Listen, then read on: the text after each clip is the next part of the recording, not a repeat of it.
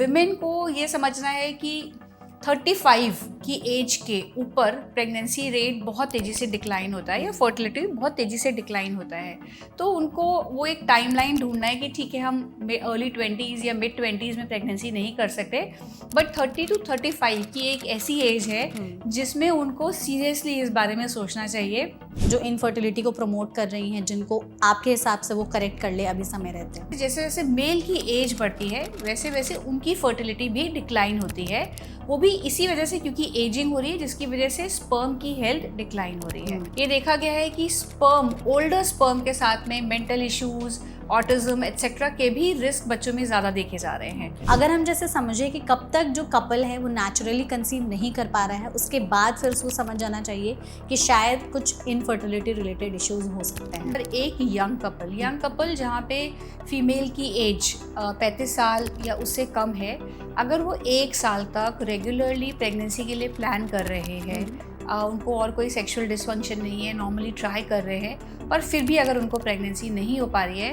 तो इसका मतलब ये है कि कहीं ना कहीं कोई प्रॉब्लम हो सकती है। शामिल कर सकते हैं और कुछ निकाल सकते हैं सो दैट हमारी फर्टिलिटी बूस्ट हो। और देखिए, सबसे जो फर्टाइल डाइट है उसको,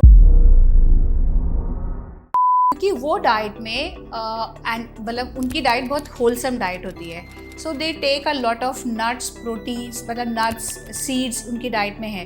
तो ये ध्यान रखना है कि आप ये सब एंटीऑक्सीडेंट रिच फूड्स हैं, इनको ले सकते हैं। ग्रीन लीफी वेजिटेबल्स को लेना चाहिए।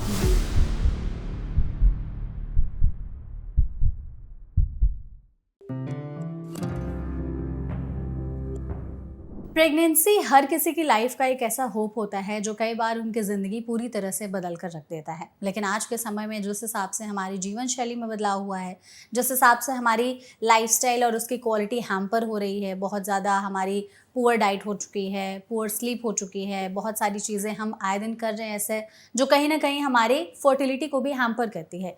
इवन अगर बहुत सारे हेल्थ इश्यूज़ की हम बात करें तो PCOS है, हार्मोनल इम्बैलेंस है, मेल में बहुत सारी ऐसी चीज़ें हैं, लॉन्ग सिटिंग जॉब्स वगैरह हैं, कहीं ना कहीं इम्पैक्ट करते हैं, जिसकी वजह से कई बार नेचुरली प्रेगनेंसी कंसीव कर पाना बहुत ज़्यादा मुश्किल हो जाता है। जिसके बाद मन में तमाम ऐसे सवाल आते हैं कि हमारे साथ ही ऐसा क्यों हो रहा है। बहुत सारी चीज़ें सही करने के बावजूद भी कई बार नेचुरली जो है प्रेगनेंसी कंसीव नहीं हो पाती है।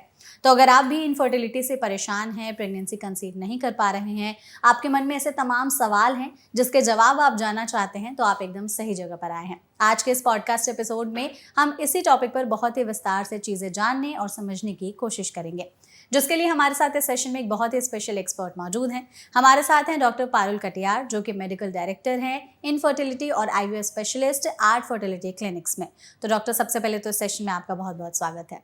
Hello, thank you so much हमारे साथ जुड़ने के लिए। और हम कोशिश करेंगे कि आज के समय में जिस हिसाब से इनफर्टिलिटी के केसेस बढ़ रहे हैं, तो आपसे, आपके एक्सपीरियंस के थ्रू हम ये चीज़ें जानने समझें कि क्यों ये हो रहा है, इसको सही करने के लिए हम क्या क्या चीज़ें कर सकते हैं।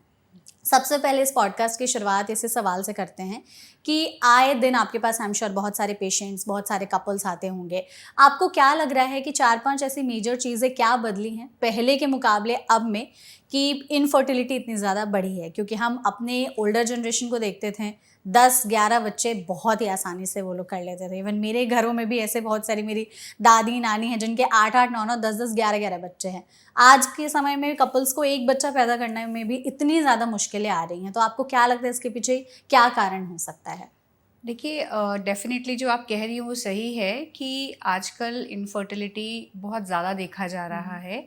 ख़ास तौर से हम लोग देख रहे हैं कि जो कपल्स हैं, वो लोग काफ़ी टाइम लेते हैं ये डिसाइड करने में कि उन्हें प्रेगनेंसी करनी भी है कि नहीं है। तो जो बढ़ता हुआ एक हम इंसिडेंट्स देख रहे हैं, ट्रेंड देख रहे हैं कि लोगों को दिक्कत आ रही है प्रेगनेंसी होने में, वो एक सबसे बड़ा उसका कारण ये है कि अगर आप पहले और आज के ज़माने में कंपैरिजन करें, तो पहले जो मेजर पीक होता था जब लोग शादी करते थे और बेबी प्लान करते थे, वो अपने 20s में करते थे, है ना। लेकिन आजकल फोकस करियर पे, फोकस एजुकेशन पे, फोकस लाइफ में स्टेबिलिटी पे और बहुत सारी अदर लाइफस्टाइल चीज़ों पे हो गया है, जिसकी वजह से लोग प्रेगनेंसी को डिले करते जा रहे हैं। और अनफॉर्चुनेटली इवन दो आजकल के 40s are the new 20s, yet body doesn't recognise that change, कि हम जो सोच रहे हैं नॉट नेसेसरली कि हमारी बॉडी में जो पार्ट्स है या हमारे एग्स है या स्पर्म है, उनको ये समझ में आ रहा है कि ये जनरेशनल चेंज है। तो वो अपनी एज के हिसाब से उनकी क्वालिटी क्वांटिटी डिक्लाइन होती जाती है, और इसीलिए हम लोग बहुत ज़्यादा इनफर्टिलिटी देख रहे हैं, बिकॉज लोग आजकल लेट 30s में फर्स्ट प्रेगनेंसी के लिए प्लान करते हैं, which is not the best time to plan a baby, क्योंकि जो पीक फर्टिलिटी देखी गई है वो mid 20s and early 30s में देखी जाती है। लेकिन जब हम प्लानिंग ही लेट शुरू करेंगे तो उसकी वजह से दिक्कतें डेफिनेटली सामने आएंगी। तो ये एक बहुत बड़ा रीज़न है। दूसरे बाकी रीजंस है, उसमें लाइफस्टाइल फैक्टर्स हैं। अगर आप देखें तो आजकल की जनरेशन में लड़के और लड़कियां दोनों ही smoking, alcohol, recreational drugs, vaping, इन सब पे ज़्यादा रिलाई करने लगे, या इसका यूजेज हम लोग बहुत ज़्यादा देख रहे हैं। उसकी वजह से बॉडी में बहुत सारी प्रॉब्लम्स आती है, और उसकी वजह से जो एग और स्पर्म दोनों की क्वालिटी पे काफ़ी असर देखा जा रहा है। ये एक बहुत बड़ा रीज़न है जिसकी वजह से लोगों को इनफर्टिलिटी ज़्यादा मिल रही है, जिसका मतलब है पुअर लाइफस्टाइल चॉइसेस। डाइट का भी आप देखें, ओबेसिटी कितना तेज़ी से बढ़ रहा है। तो इंडियंस जो है वो एथनिक एक जो एथनिसिटी है उसमें विसरल फैट बहुत ज़्यादा होता जा रहा है। तो वो जो विसरल फैट है, अगर हम अपनी डाइट का ध्यान नहीं रख रहे हैं, एक्सरसाइज नहीं कर रहे हैं, तो इसका ओवरऑल हेल्थ, ना केवल fertility but heart health, cardiac health, इन सब पे भी बहुत सीवियर इम्पैक्ट देखा गया है। तो ये सब ऐसे कुछ इम्पॉर्टेंट शिफ्ट्स हैं जो हम लोगों ने अपनी जनरेशन और उससे पिछले जनरेशन में देखे हैं, जिसकी वजह से प्रॉब्लम्स बढ़ रही है। बिल्कुल, आपने ये जो हमें कॉजेज़ बताएं, इसको थोड़ा सा हम एक एक करके समझने की कोशिश करते हैं, सो दैट हमारी ऑडियंस को एक आइडिया लग जाए कि हाँ, इनफर्टिलिटी की ये कॉजेज़ हैं आज के समय में। आपने जैसे कहा कि पहले अर्ली मैरिजेस होते थे, अब लेट मैरिजेस लोग प्लान कर रहे हैं। लोगों के मन में ये धारणाएं रहती हैं आज के समय में भी कि जब तक हम अपने करियर में स्टेबल नहीं होंगे, हम अपनी एजुकेशन पूरी नहीं करेंगे, हम फाइनेंशियली स्टेबल नहीं होंगे, करियर में हम एक पीक पर नहीं पहुंच जाएंगे, हम अपनी जो शादी की प्लानिंग है वो नहीं करेंगे। पहले ऐसा होता था, फैमिली सपोर्ट रहता था, तो लोग जो है कर लेते थे शादी, अगर वो एम्प्लॉयड नहीं है तब भी। आज के हिसाब से, जिस हिसाब से लाइफस्टाइल बदली है, सबको चाहिए कि फाइनेंशियली भी स्टेबल रहें और फिजिकल हेल्थ भी उनकी बेटर है, उसके बाद ही वो इस तरीके की चीज़ें प्लान करेंगे। तो लोगों के मन में ये सवाल अक्सर उठता है कि हम पहले खुद को स्टेबल करें कि फिर हम शादी करके पहले ही बच्चा कर लें, क्योंकि ऑब्वियसली आज के समय में इतना आसान नहीं है। आप एक इंसान का खर्चा चला रहे हो, वो डबल हो जाएगा, फिर बच्चे की प्लानिंग, फिर उसकी पढ़ाई लिखाई, तो सारी चीज़ें हैं। तो ये एक दिमाग में कहीं ना कहीं थॉट रहता ही है। फिर आपके हिसाब से कोई एक ऐसा एज है कि अगर हमारी ऑडियंस देख रही हैं, वो चाहती हैं कि हम इस एज तक शादी करके अगर बच्चे की प्लानिंग फिर भी कर लेते हैं तो कहीं हद तक इनफर्टिलिटी से बच सकते हैं? देखिए, इसमें इम्पॉर्टेंट ये है कि जो आपने कहा वो बिल्कुल सही है, लेकिन हमें एक बैलेंस ढूंढना पड़ेगा। ये रिकग्नाइज करना कि ये जो चीज़ें हैं लाइफ में, स्टेबिलिटी, करियर, एजुकेशन, इसके बिना of course life is not balance, is not complete. लेकिन प्रॉब्लम क्या है कि अनफॉर्चुनेटली बायोलॉजी ये सब चीज़ों के लिए रुक नहीं सकती है। तो इम्पॉर्टेंस इस चीज़ की है कि ये अवेयरनेस हो, स्पेशली फीमेल्स के लिए, कि जो एग्स होते हैं वो उनकी ओवरी में बाय बर्थ होते हैं। मतलब वो ऐसा नहीं है कि नए अंडे हम बना पा रहे हैं, और ये एग्स जो है over a period of time इनकी मात्रा कम होती जाती है, बिकॉज ये लूज़ करते जाते हैं, ओव्यूलेशन होता है, और उसके अलावा भी एट्रीशिया करके एक प्रोसेस होता है जिससे एग्स की नंबर्स कम होते जा रहे हो रहे हैं। साथ ही साथ में जैसे हम एज करते हैं, हमारे स्किन एज करती है, हर चीज़ एज करते हैं, बाल काले से सफ़ेद होने लग जाते हैं, ये सब एजिंग है, चाहे हम कितना भी अपने लाइफस्टाइल को करें। हाँ, तो सिमिलरली ओवरी में भी जो अंडे हैं, क्योंकि वो बाय बर्थ प्रेजेंट है, उनमें भी एजिंग हो रही है। और एजिंग होने की वजह से उनकी क्वालिटी उतनी अच्छी नहीं रहती है। और अनफॉर्चुनेटली जो इंडियंस हैं या एशियन एथनिसिटी जो हमारी तरफ इधर बेल्ट है, उसकी जो ओवरी की एजिंग या एग क्वालिटी जो है वो हम लोग वाइट पॉपुलेशन या कॉकेशियन पॉपुलेशन से कंपेयर नहीं कर सकते, क्योंकि इसमें देयर इज़ बहुत सारी स्टडीज़ है जिसमें ये क्लियर किया है कि इंडियन विमेन की fertility is 6 years further or lower than white population. इसका मतलब हम ये नहीं सोच सकते कि अगर वहाँ पे 40 साल में बहुत आसानी से प्रेगनेंसी हो रही है तो यहाँ पर भी हो जाएगी. और इसके ये फैक्टर्स है which could be genetic, it could be nutritional, क्योंकि न्यूट्रिशनल फैक्टर्स का भी जो इम्पैक्ट है ये एक जनरेशन में नहीं देखा जाता. हो सकता है जो पुरानी, क्योंकि हम लोग एक गरीब देश से आते हैं तो अब न्यूट्रिशन इम्प्रूव हो रहा है, बट जो पास्ट में जो न्यूट्रिशनल स्टेटस था उसकी वजह से बॉडी के अंदर या जेनेटिक चेंजेस भी आए ताकि हम अपनी एनर्जी को कंजर्व कर सके. तो ये इम्पॉर्टेंट है कि हम लोग को ये समझना होगा कि वहाँ तक उस धुन में नहीं रहना है कि सब कुछ स्टेबल हो जाए और तभी हम आगे बेबी को लिए प्लान करेंगे. क्योंकि उस समय जब वो हो सकता है रेडी हो बेबी के लिए, तब बेबी होना बहुत मुश्किल हो जाए. तो विमेन को ये समझना है कि 35 की एज के ऊपर प्रेगनेंसी रेट बहुत तेज़ी से डिक्लाइन होता है या फर्टिलिटी बहुत तेज़ी से डिक्लाइन होता है. तो उनको वो एक टाइमलाइन ढूंढना है कि ठीक है हम अर्ली 20s या मिड 20s में प्रेगनेंसी नहीं कर सकते, बट 30 to 35 की एक ऐसी एज है जिसमें उनको सीरियसली इस बारे में सोचना चाहिए कि उन्हें आगे प्रेगनेंसी प्लान करनी है और आगे अपनी फैमिली को बढ़ाना है. तभी उनको ज़्यादा कम स्ट्रगल करना पड़ेगा, मैं ये कहूँगी. ऐसा नहीं है कि सब लोग जो यंग एज में प्लान करते हैं उनको स्ट्रगल नहीं करना पड़ता, बट ये एक ऐसा टाइम है जिसके बियॉन्ड 35 साल के ऊपर डेफिनेटली वी सी कि pregnancy related issues, infertility related issues बहुत ज़्यादा देखे जाते हैं. ठीक है, तो इसमें हम थोड़ा सा ना मेल और फीमेल फैक्टर भी समझने की कोशिश करते हैं. अक्सर जैसे इंडिया में ऐसी धारणा है कि कुछ अगर प्रेगनेंसी रिलेटेड कॉम्प्लिकेशंस हो रही हैं, इनफर्टिलिटी, तो महिलाओं की ही दिक्कत है. जो मेल पार्टनर है वो तो इस बारे में बातचीत भी नहीं करते, और अगर बातचीत करते तो फैमिली प्रेशराइज करने लगते, नहीं हमारे लड़के में कोई दिक्कत नहीं है, लड़की में ही दिक्कत होगा. दैट इज़, ये एक सच्चाई है, हार्श रियलिटी है. क्या आज के समय में मेल में ऐसी चीज़ें हैं जो इनफर्टिलिटी को प्रमोट कर रही हैं, जिनको आपके हिसाब से वो करेक्ट कर ले अभी समय रहते हैं? देखिए, मैंने जैसे आपको बताया कि फीमेल फर्टिलिटी पे हमेशा ही बहुत ज़्यादा फोकस रहा है. वो इसलिए रहा है क्योंकि जो लेडी है वो प्रेग्नेंट होती है. तो जो हमेशा दारोमदार उनके ऊपर रहा है कि बच्चा जो है वो तो फीमेल को पैदा करना है, इसलिए मेल्स हमेशा बच जाते हैं. लेकिन ये डेफिनेटली है कि बच्चा जो है वो केवल एग से नहीं आ रहा, वो एग और स्पर्म दोनों से आ रहा है. ऑफ कोर्स जो एग का रोल है, जो मैं बहुत स्ट्रांगली बिलीव करती हूँ कि life comes from an egg, तो लेकिन बिना स्पर्म के वो लाइफ नहीं आ सकती. तो इसलिए मेल्स को भी ये समझना पड़ेगा. और अब काफ़ी डेटा अवेलेबल है जिसके ऊपर पहले बहुत फोकस नहीं था, कि जिस तरह से फीमेल की एज बढ़ती है वैसे उसी तरह से, और उनकी फर्टिलिटी डिक्लाइन होती है, उसी तरह से जैसे जैसे मेल की एज बढ़ती है वैसे वैसे उनकी फर्टिलिटी भी डिक्लाइन होती है. वो भी इसी वजह से, क्योंकि एजिंग हो रही है जिसकी वजह से स्पर्म की हेल्थ डिक्लाइन हो रही है. तो मेल्स को भी ये समझना पड़ेगा कि एज इंपॉर्टेंट है. और केवल क्रोमोसोमल डिसऑर्डर्स के बारे में बात नहीं हो रही है.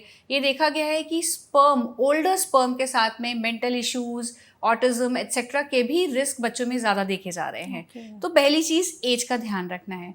दूसरा, ये समझना कि ताली कभी एक हाथ से नहीं बजती.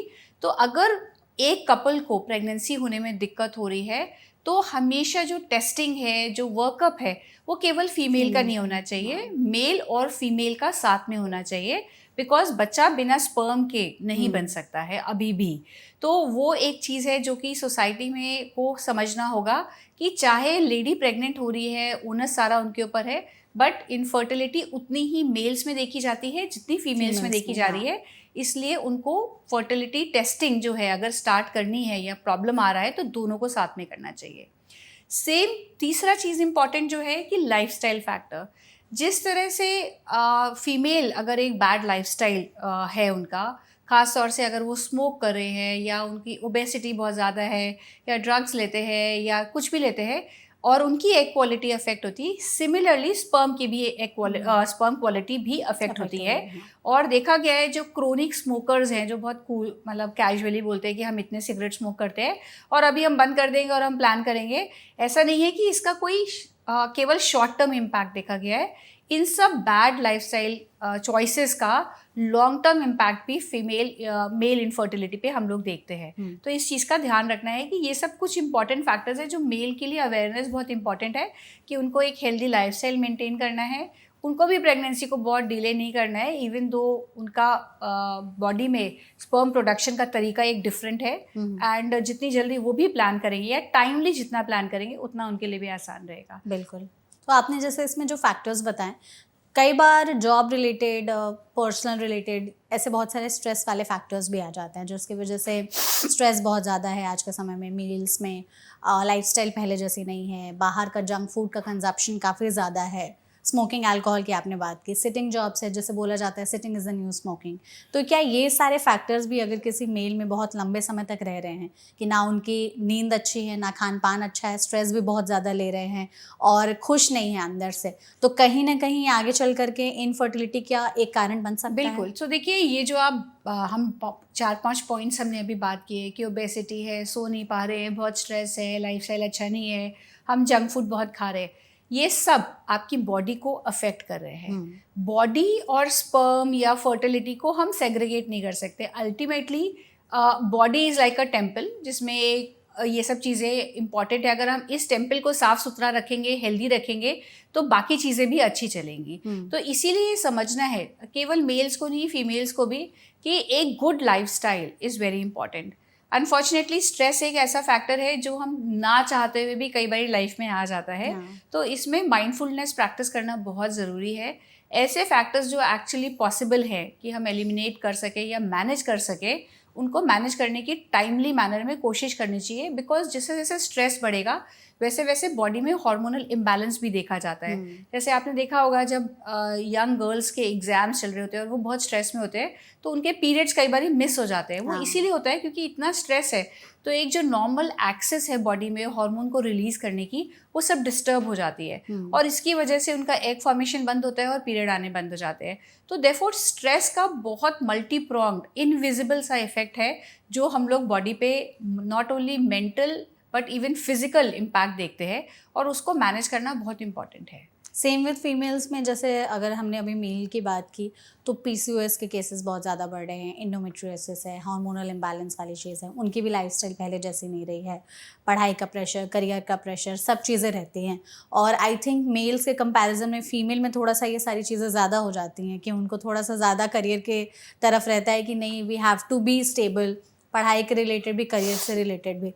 तो ये स्ट्रेस फैक्टर है, बाहर का खान पान, पीसीओएस, हार्मोनल इम्बैलेंस, ये सारी चीज़ें उनमें अफेक्ट कर सकता है कि आगे चल करके इनफर्टिलिटी जैसा प्रॉब्लम बढ़ सकती है। देखिए, ये जो आपने अभी 2-3 कंडीशंस बताई फीमेल में, जैसे पीसीओएस, बस मैं आज ऑडियंस को ये बताना चाहूँगी, जो पीसीओएस हम कहते थे या पॉलीसिस्टिक ओवेरियन सिंड्रोम कहते थे, इसको अब एक नया टर्मिनोलॉजी कहा गया है जिसको PMOS कहा गया है। क्या इंपॉर्टेंट है इसमें समझना कि पीसीओएस केवल ओवरी की एक कंडीशन नहीं है जिसमें लोगों को लगता था कि ओवरी में बहुत सारे सिस्ट बने हुए हैं। ये बेसिकली एक कंडीशन है जो बहुत सारे बॉडी के मेटाबॉलिक फंक्शनिंग को अफेक्ट करती है और इसीलिए इसका नाम poly endocrine metabolic ovarian syndrome अब रखा गया है। इसका मतलब है कि ये केवल ओवरी से रिलेटेड नहीं है, इसमें फीमेल्स को और भी बहुत से मेटाबॉलिक इश्यूज हो सकते हैं, जैसे कि risk of diabetes, risk of hypertension, risk of cancers. तो ये सब चीज़ें हैं जो इस कंडीशन में अब प्रॉपरली लेबल्ड हैं एंड इनको एसोसिएट किया गया है। तो फर्स्ट थिंग टू रिमेंबर कि पीसीओएस डेफिनेटली इनफर्टिलिटी के साथ एसोसिएटेड है, बिकॉज इसमें एग फॉर्मेशन जो होता है वो टाइमली नहीं होता। बट साथ ही साथ में अगर पीसीओएस के पेशेंट्स में या विमेन में हम एग फॉर्मेशन टाइमली कर भी रहे दवाइयों के थ्रू, तब भी इन लोगों को प्रेग्नेंट होने में ज़्यादा टाइम लगता है देन विमेन जो कि नॉर्मल ओव्यूलेटरी वुमेन है। और इसका कंडीशन ये कारण हो सकता है बिकॉज ये केवल ओवरी की कंडीशन ना होके एक जनरल बॉडी का हार्मोनल इम्बैलेंस का कंडीशन है या मेटाबॉलिक कंडीशन है। तो ये चीज़ है। डेफिनेटली पीसीओएस आजकल हम लोग बहुत ज़्यादा देखते हैं। इसका रीज़न अगेन हो सकता है lifestyle, stress, it could be dietary, because ये देखा गया है कि जो लोग ज़्यादा सैचुरेटेड फैट्स या जंक फूड लेते हैं उनमें ये कंडीशन को ज़्यादा हम लोग पाते हैं। जहाँ जैसे जैसे ओबेसिटी बढ़ेगी वैसे वैसे इसके सिम्टम्स भी सीवियर होते जाते हैं। सो ये इंटरलिंक्ड है। एंडोमेट्रियोसिस वाकई में एक बहुत ही आई वुड से खतरनाक बीमारी है for a female to have, क्योंकि एंडोमेट्रियोसिस में जो नॉर्मल एंडोमेट्रियल सेल्स होते हैं जो कि पीरियड में बाहर आते हैं वो एक्चुअली बाहर ना आके एक तरह से बॉडी में रेट्रोग्रेड अंदर की तरफ चले जाते हैं। और उसकी वजह से हर महीने वहाँ पे ब्लीडिंग हो रही है, क्योंकि और ब्लीडिंग जो है कायदे से नीचे यूट्रस से बाहर आनी चाहिए, उनको निकास नहीं मिलता और वहीं पे हर महीने वो ब्लीड करते हैं, जैसे कि नॉर्मल विमेन के पीरियड्स में ब्लीडिंग होती है। और वहाँ पे उनको उसकी वजह से, उस ब्लीडिंग की वजह से बहुत ज़्यादा पेन हो सकता है, शारीरिक संबंध बनाने में बहुत दिक्कत होती है, बिकॉज उसकी वजह से इन्फ्लेमेशन रहता है बॉडी में, स्कार टिश्यू बनता है और वहाँ पे अंदर बॉडी में एडिशंस बन जाते हैं, जिसका मतलब है कि आपस में जैसे यूट्रस, ओवरी, ट्यूब्स, उसके पीछे ऐसा टिश्यू बन जाता है जो आपस में चिपक जाता है, जिसकी वजह से उनको बहुत दिक्कत रहती है। और ये इनफर्टिलिटी का बहुत बड़ा कारण देखा गया है, क्योंकि इसकी वजह से एग की क्वालिटी और क्वांटिटी दोनों में ही इम्पैक्ट देखा गया है। साथ ही साथ में ये जो इन्फ्लेमेशन है जो बॉडी के अंदर कंटिन्यूसली रह रहा है या ट्यूब्स काम नहीं कर पा रही है, उसकी वजह से भी लोगों को काफ़ी दिक्कत फीमेल्स को आती है। इसके अलावा तो ये 2 इंपॉर्टेंट कंडीशंस के अलावा बहुत से ऐसे गायनेकोलॉजिकल कंडीशंस हैं जिसमें कि हम लोग देखते हैं कि इनफर्टिलिटी ज़्यादा पाई जाती है। तो हमने अभी बहुत ही आई थिंक विस्तार से मेल और फीमेल में समझा कि क्या क्या रीजंस हो सकते हैं इनफर्टिलिटी के। अगर हम जैसे समझे कि कब तक जो कपल है वो नेचुरली कंसीव नहीं कर पा रहा है, उसके बाद फिर उसको समझ जाना चाहिए कि शायद कुछ इनफर्टिलिटी रिलेटेड इश्यूज हो सकते हैं। सो जो डेफिनेशन बाय, अगर हम डेफिनेशन से जाएं तो अगर एक यंग कपल जहाँ पे फीमेल की एज 35 साल या उससे कम है, अगर वो 1 साल तक रेगुलरली प्रेगनेंसी के लिए प्लान कर रहे हैं, उनको और कोई सेक्सुअल डिसफंक्शन नहीं है, नॉर्मली ट्राई कर रहे हैं, पर फिर भी अगर उनको प्रेगनेंसी नहीं हो पा रही है, तो इसका मतलब ये है कि कहीं ना कहीं कोई प्रॉब्लम हो सकती है और फर्स्ट इवैल्यूएशन की अब उनको एक ज़रूरत है, ताकि वो जाए डॉक्टर से मिले, पहले समझे कि क्या प्रॉब्लम हो सकती है, कुछ बेसिक टेस्टिंग कराएं, ताकि मोटे मोटे कारण हम लोग रूल आउट कर सकते हैं। लेकिन यहीं पे जैसे हमने पहले बोला कि अगर फीमेल की एज ज़्यादा है तो उनके पास टाइम कम है, क्योंकि उनके चांस इनफर्टिलिटी के बढ़ रहे हैं। तो ऐसे में अगर फीमेल एज ज़्यादा है और उनको 6 महीने हो गए ट्राई करते हुए, तो भी उनको डॉक्टर से, फर्टिलिटी स्पेशलिस्ट से मिलना चाहिए, ताकि हस्बैंड एंड वाइफ दोनों का एक बेसलाइन टेस्टिंग हो सके, अंडरस्टैंड कर सके कि कोई ऐसा मेजर फैक्टर तो नहीं है जिसकी वजह से उनको प्रेगनेंसी नहीं हो पा रही, क्योंकि उनके केस में उनके पास उतना टाइम नहीं है वेस्ट करने के लिए और सोचने के लिए, तो उनको जल्दी जाना चाहिए अगर उनको प्रेगनेंसी नहीं हो रही है। मतलब 1 साल का हम समय लेकर के यंग विमेन ये 1 साल, पर अगर 35 साल से ऊपर है तो 6 मंथ्स का टाइम लेते हैं। ठीक है।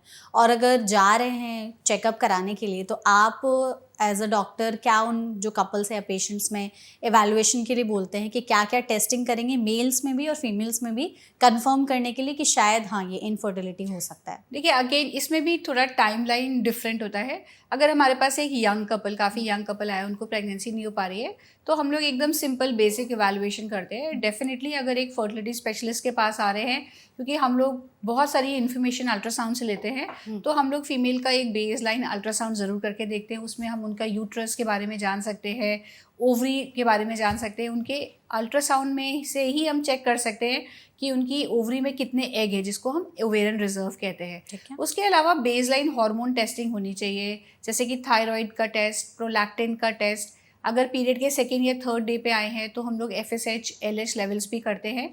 और ज़्यादा से ज़्यादा एक AMH का एक टेस्ट है जो कि कर सकते हैं, जो कि एक डायरेक्ट टेस्ट है एग रिजर्व की टेस्टिंग के लिए। साथ ही साथ में मेल्स में इम्पॉर्टेंट ये है कि पूरी हिस्ट्री ली जाए, जो हम पहले बात कर चुके हैं, और उनको एक बेसलाइन सीमेन टेस्ट कराना चाहिए, शुक्राणु की जांच, क्योंकि शुक्राणु की जांच से उनके स्पर्म का काउंट क्या है, उसकी क्वालिटी क्या है के बारे में काफ़ी इन्फॉर्मेशन मिलती है। तो ये एक बेसिक इवैल्यूएशन है। अगर ये सब करने के बावजूद हमें कुछ नहीं मिलता, तो हम लोग को फर्दर और टेस्टिंग करते हैं, जैसे फीमेल्स के फेलोपियन ट्यूब्स को टेस्ट कर सकते हैं, जिसमें एक एक्सरे निकालते हैं देखने के लिए कि ट्यूब्स ओपन है कि नहीं है। अगर कोई दिक्कत दिख रही है तो उसको पहले क्योर किया जाता है।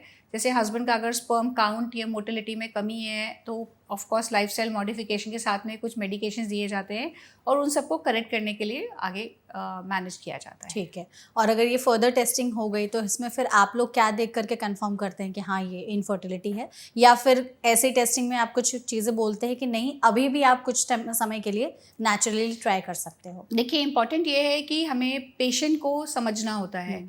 अगर पेशेंट अगेन कपल यंग है और उनके सारे रिपोर्ट ठीक हैं या थोड़ा बहुत ऊपर नीचे है, तो हम लोग उनको थोड़ा दिन के लिए वेट करते हैं, मैनेज करते हैं, ओव्यूलेशन चेक करते हैं, देखने के लिए कि अगर कोई दिक्कत है तो उसको सही करें। तो उनको थोड़ा टाइम दिया जा सकता है, क्योंकि ज़्यादातर लोगों को जो नॉन इनफर्टाइल है, फर्टाइल है, उनको फर्स्ट ईयर में प्रेगनेंसी हो जाती है। काफ़ी लोगों को, उसके बचे हुए जो लोग हैं उनको सेकेंड ईयर में हो जाती है। पर अगर 2 साल से ज़्यादा हो गया है तो डेफिनेटली वो ऐसे कपल्स हैं जिनको प्रेगनेंसी के लिए मोस्ट लाइकली इलाज की कुछ ना कुछ ज़रूरत पड़ेगी। फॉर कपल्स जहाँ पे फीमेल एज ज़्यादा है, इनफैक्ट आई वुड से कि मेल की भी अगर एज ज़्यादा है, वहाँ पे हम लोग 6 मंथ्स के बाद ही अगर कुछ हमें टेस्टिंग में नहीं अब नॉर्मल निकला तो उनको ट्रीटमेंट सजेस्ट करते हैं, जो कि बेसिक स्मॉल बेसलाइन ट्रीटमेंट से शुरू होते हैं और डिपेंडिंग अपॉन द नीड आगे बढ़ते जाते हैं। ठीक है, तो इसमें जो ट्रीटमेंट वाला पार्ट है, इसमें मेडिसिन वगैरह देते हैं कि अगर जो प्रॉब्लम है उसको करेक्ट कर लिया जाए? तो टेस्टिंग का फर्स्ट पर्पस यही होता है कि हम आइडेंटिफाई करें कि कोई ऐसा रीज़न तो नहीं है जो कि एकदम एपरेंट है, लेकिन अगर वो एपरेंट रीज़न है तो उसको सही करना बहुत ज़रूरी है। अनफॉर्चुनेटली इनफर्टिलिटी के बहुत से केसेस में कोई रीज़न नहीं समझ में नहीं आता। इसका मतलब ये नहीं है कि प्रॉब्लम नहीं है, इसका मतलब ये है कि शायद वो टेस्ट अभी तक नहीं बने हैं या हमारे पास वो टेस्टिंग के तरीके नहीं है कि हम उनकी प्रॉब्लम्स को डायग्नोज कर पाएँ। इसीलिए कोशिश ये होती है कि बिना टाइम को वेस्ट किए हुए ट्रीटमेंट स्टार्ट किया जाए। अगर यंग है तो ऑफकोर्स मेडिसिन से करते हैं और IUI उनको सजेस्ट किया जाता है। अगर पेशेंट ओल्डर है और उनका और भी, क्योंकि हमेशा आप देखेंगे जहाँ पे ओल्डर कपल्स आ रहे हैं वहाँ पे ऐसा नहीं है कि रिपोर्ट सही आ रही है, पर हो सकता है कि उनके एज के हिसाब से एग रिजर्व सही आ रहा हो पर एक्चुअली एग रिजर्व कम है। और दूसरा इंपॉर्टेंट चीज़ है ये समझना कि बायोलॉजिकल एजिंग की वजह से सब कुछ अच्छा है पर फिर भी एग क्वालिटी तो कम हो ही गई है। उसका कोई और मतलब बायोलॉजिकल एज या फीमेल की एज सबसे इंपॉर्टेंट फैक्टर होता है डिटरमाइन करने की चांस ऑफ प्रेगनेंसी क्या होने वाली है, बिकॉज उसका कोई भी अभी इलाज भी नहीं बना है। तो अगर वो कपल्स हमारे पास आ रहे हैं तो उनको हम एग्रेसिव ट्रीटमेंट सजेस्ट करते हैं। Definitely we can try 1 or 2 IUIs if that is what they want, otherwise they should move to more aggressive treatment like IVF if that doesn't work. Medical treatments वाला part हमने discuss कर लिया। इसमें आपने कहा कि IUI या IVF suggest करते हैं। एक बार सिंपल बेसलाइन के तौर पर हमारी ऑडियंस को बता दीजिए कि अगर उन्होंने बहुत लंबे समय तक ट्राई किया है, नेचुरली कंसीव नहीं हो पा रहा है, तो क्या क्या ऑप्शंस हैं? पहले दवाइयाँ, फिर IUI क्या होता है एंड देन IVF क्या होता है? ठीक है, सो ऑफकोर्स दवाइयाँ जो हैं, फर्स्ट जो दवाइयों के बारे में हम बात करते हैं वो सप्लीमेंट्स है। कि अगर हमारे पास पेशेंट आया है जिनके हमारे को कुछ खास समझ में नहीं आ रहा, तो आजकल बहुत सारे सप्लीमेंट्स अवेलेबल हैं और ख़ास तौर से अगर मेल की स्पर्म में कुछ कमी आ रही है तो हम लोग थोड़े दिन के साथ में उनको मेडिकेशंस के साथ में ट्राई करने को देते हैं। अदरवाइज एक जो नेक्स्ट ट्रीटमेंट है वो ओव्यूलेशन इंडक्शन कहलाता है। ये उन लेडीज़ के लिए बहुत यूज़फुल होता है जैसे पॉलीसिस्टिक ओवरी सिंड्रोम जिसमें आपने बोला, जहाँ पे ओव्यूलेशन टाइम से नहीं हो पा रहा है। तो उन केसेस में हम लोग माइल्ड दवाइयाँ देते हैं ताकि एग बने, ओव्यूलेट करे और वो लोग ट्राई कर सकते हैं।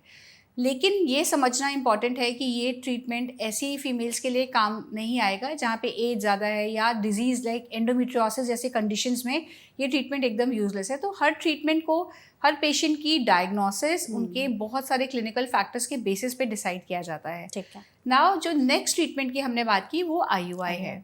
IUI या इंट्रा यूट्राइन इंसेमिनेशन, मतलब यूट्रस के अंदर जो गर्भ है उसके अंदर जो स्पर्म्स हैं उनको एक फाइन ट्यूब द्वारा यूट्रस के अंदर रख दिया जाता है। तो यहाँ पे क्या करते हैं, सबसे पहले हम लोग एग बनने की कुछ दवाइयाँ देते हैं मोस्ट ऑफ द टाइम और एग का डेवलपमेंट देखते हैं। जैसे एग डेवलप होता है उसके बाद में जब एग रिलीज़ होता है या होने वाला होता है तब जो उनके हस्बैंड हैं या पार्टनर हैं उनको स्पर्म देना है लैब में, और उस लैब में स्पर्म को वॉश किया जाता है क्योंकि सीमेन में बहुत सारी चीज़ें होते हैं और हम कोशिश करते हैं कि केवल गुड क्वालिटी स्पर्म्स को बाकी सीमेन से सेपरेट कर सके। और उसको जब वो ओव्यूलेट करने वाली होती है एक ट्यूब द्वारा वो स्पर्म को हम यूट्रस में प्लेस कर देते हैं। तो इन अ वे नेचुरल जो कर रहे हैं उससे थोड़ा सा बेटर तरीका है क्योंकि यहाँ पे स्पर्म को हम यूट्रस में रख रहे हैं वॉश करके, केवल गुड क्वालिटी स्पर्म्स जा रहे हैं। तो ये ट्रीटमेंट करते हैं। ये ज़्यादा सक्सेसफुल यंगर कपल्स में है या जहाँ पे माइल्ड मेल फैक्टर इनफर्टिलिटी या ओव्यूलेशन नहीं हो पा रहा है। और जहाँ पे इसके लिए इम्पॉर्टेंट है कि ट्यूब जो है फेलोपियन ट्यूब्स वो ओपन होने चाहिए। ठीक है। तो ऐसा नहीं है कि बाकी सब चीज़ें ठीक है बट ट्यूब ब्लॉक है तो वो उसमें ये काम नहीं करेगा। And the most important treatment वो है IVF, जिसका किसी से कुछ नहीं हो पा रहा हो वो IVF के लिए जाते हैं। लेकिन ऐसा नहीं है कि IVF is the last treatment. IVF या इन विट्रो फर्टिलाइजेशन का मतलब है कि हम एग और स्पर्म, मतलब फीमेल के ही एग और उनके हस्बैंड के स्पर्म को लैब में फर्टिलाइज करेंगे। अच्छा। और एम्ब्रियो बनाएंगे, एम्ब्रियो यानी भ्रूण। सो लैब में हम एम्ब्रियो को करेंटली 5 दिन तक ग्रो कर सकते हैं। तो इसका मतलब ये है कि पहले हम कुछ दवाइयाँ देते हैं, इंजेक्शंस होते हैं। इंजेक्शंस आजकल बहुत इजी हो गए हैं, पेशेंट्स ज़्यादातर खुद ले रहे हैं अपने, उनको लगा देते हैं ताकि उनके एग्स ग्रो कर सके। वो एग्स जब रेडी हो जाते हैं, इस दौरान हम पूरा अल्ट्रासाउंड करके चेक करते हैं, जिसको फॉलिकुलर मॉनिटरिंग कहा जाता है। और जब हमें लगता है कि अब एग रेडी है तो वो एग्स को हम लोग एक नीडल द्वारा बाहर निकाल लेते हैं। अच्छा। ये प्रोसेस जो होता तो 15-20 मिनट का ही प्रोसेस है निकालने का। जनरली इसको एनेस्थीसिया में करते हैं।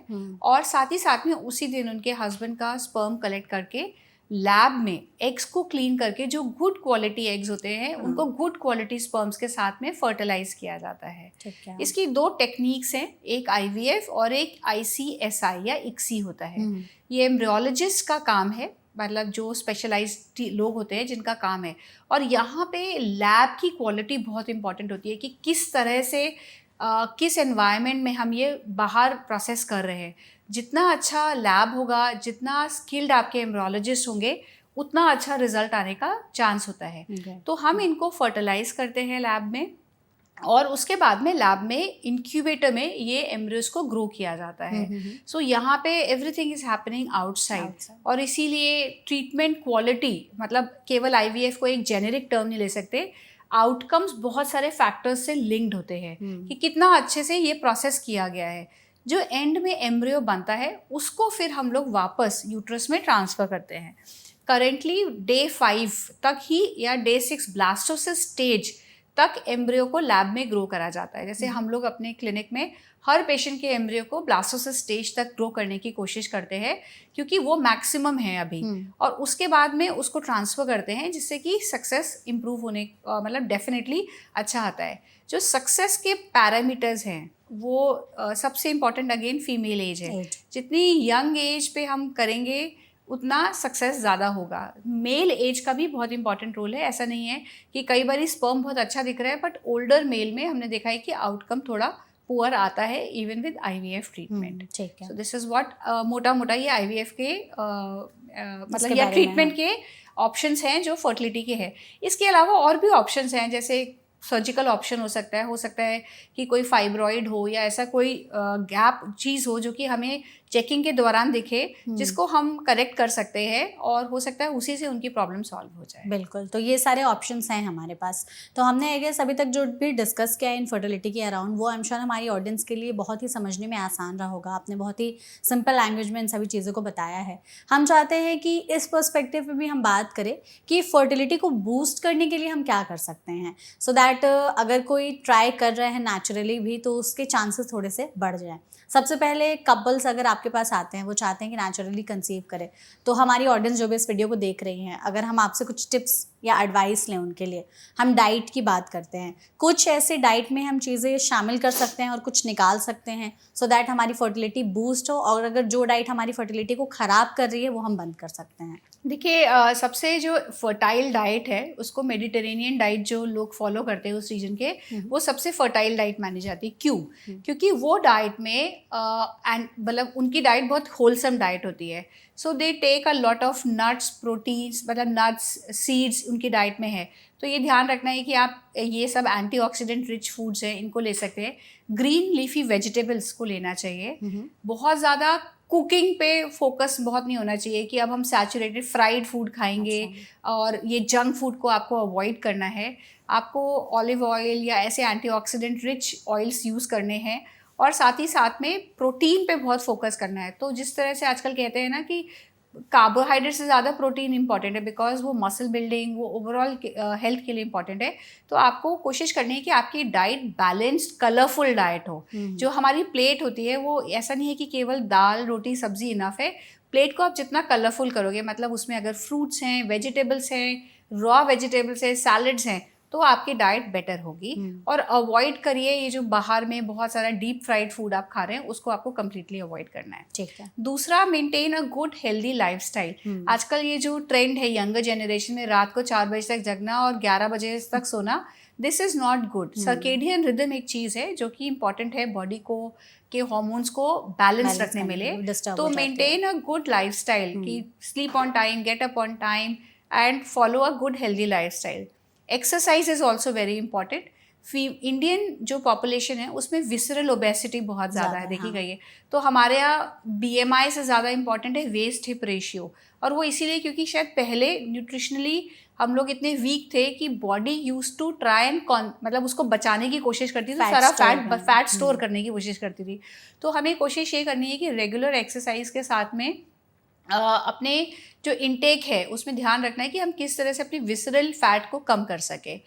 फोर्थ, जो हमने बार बार बोला, लाइफस्टाइल में इम्पॉर्टेंट है कि ये ना सोचे कि आज में स्मोक कर लेते हैं और इसके बाद में हम जब प्रेगनेंसी प्लान करेंगे तो छोड़ देंगे। इन सब चीज़ों का, स्मोकिंग का या बैड लाइफस्टाइल चॉइसेस का लॉन्ग टर्म इम्पैक्ट है। तो ये चीज़ ध्यान रखें कि केवल मज़ा के बारे में ना जाएं और एडिक्शंस पे ना जाएं। इंस्टेड लाइफ में हेल्दी रहने की कोशिश करें और ये ना सोचें क्योंकि बॉडी में जो जा रहा है ऐसा नहीं है ना कि वो आप कंप्लीटली वॉश ऑफ कर सकते हैं, वो हमेशा रहेगा, उसका कोई ना कोई इम्पैक्ट। तो ये 4-5 चीज़ें हैं जिसको फॉलो करने से एटलीस्ट ह्यूमनली जो पॉसिबल है वो हम लोग मेंटेन कर सकते हैं। बिल्कुल। और इसमें आई थिंक सबसे ज़रूरी ये चीज़ ज़रूर बताइए कि कपल्स के बीच की अंडरस्टैंडिंग कितनी इंपॉर्टेंट है। वो भले ही अगर वो लोग बार बार ट्राई कर रहे हैं तो कई बार उनमें भी ड्रिफ्ट्स आ जाते हैं कि हमने सब कुछ ट्राई करके देख लिया, नहीं हो रहा है। कई बार वो एक दूसरे को ब्लेम करने लगते हैं, तुम में कोई कमी है, तुम में कोई कमी है। कई बार जैसे आपने कहा कि कई बार इनफर्टिलिटी का कोई कारण ही नहीं होता है, तो ये सारी चीज़ें शुरू हो जाती है, फिर वो दोनों ही बहुत ज़्यादा अलग होने लगते हैं। तो कपल्स का एक साथ रहना, स्ट्रांग रहना, एक दूसरे के बारे में जानना समझना और उनके लिए एक प्लेटफॉर्म पर खड़े होना कितना ज़रूरी है। देखिए, इनफर्टिलिटी जो हम देखते हैं ना, ये फिजिकल बीमारी तो है नहीं, पर ये बहुत बड़ा सोशल स्टिग्मा है। तो प्रॉब्लम क्या है कि कपल्स जब इसके गो थ्रू कर रहे होते हैं तो वो उसके बारे में बात नहीं करना चाहते हैं। उनके पास कोई माध्यम नहीं है जिससे वो डिस्कस कर सके, बिकॉज उसके बारे में अभी भी डिस्पाइट एजुकेशन एटसेट्रा बहुत टैबू है। तो इम्पॉर्टेंट ये है कि उनको अगर उनको लग रहा है कि प्रॉब्लम है तो उनको एक फर्टिलिटी स्पेशलिस्ट के पास जाना चाहिए। I would say fertility specialist, because हमारा पर्सपेक्टिव डिफरेंट होता है। हाँ। अगर कोई आ रहा है तो हम उसको कोशिश करेंगे कि पिन पॉइंट कर सके कि क्या प्रॉब्लम है। तो एक करेक्ट ओपिनियन लेना बहुत इंपॉर्टेंट है। देखिए, अंडरस्टैंडिंग का कोई तोड़ नहीं है, बट कई बार इतना स्ट्रेस हो जाता है कि काउंसलिंग की नीड होती है। तो इसीलिए पहले कंसल्टेशन एंड बहुत सारे फर्टिलिटी क्लिनिक्स में हम लोग कोशिश करते हैं कि पेशेंट को या कपल्स को काउंसलिंग भी ऑफर करें, बिकॉज इसमें बहुत स्ट्रेस इन्वॉल्व है। और ये हमेशा याद रखना है कि ब्लेम गेम से कभी कोई फ़ायदा नहीं हुआ। फीमेल की प्रॉब्लम्स हो सकता है ज़्यादा एपरेंट हो, बट मेल्स भी उतना ही कंट्रीब्यूट कर दें, इस चीज़ को एक्सेप्ट करना है।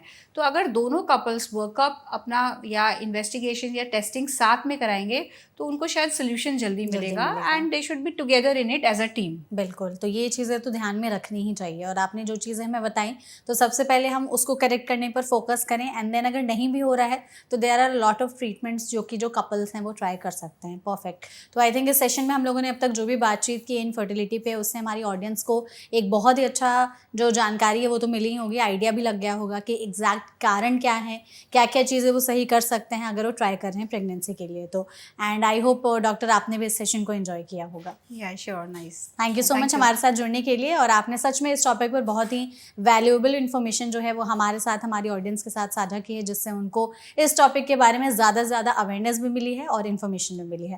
थैंक यू सो मच हमें अपना वक्त देने के लिए। And thank you so much audience इस वीडियो को यहाँ तक देखने के लिए। अगर आपके मन में स्टिल भी कोई और सवाल है इनफर्टिलिटी से रिलेटेड तो कमेंट सेक्शन के जरिए आप हमसे पूछ सकते हैं। हम पूरी कोशिश करेंगे एक्सपर्ट के जरिए उन सभी सवालों के जवाब देने के।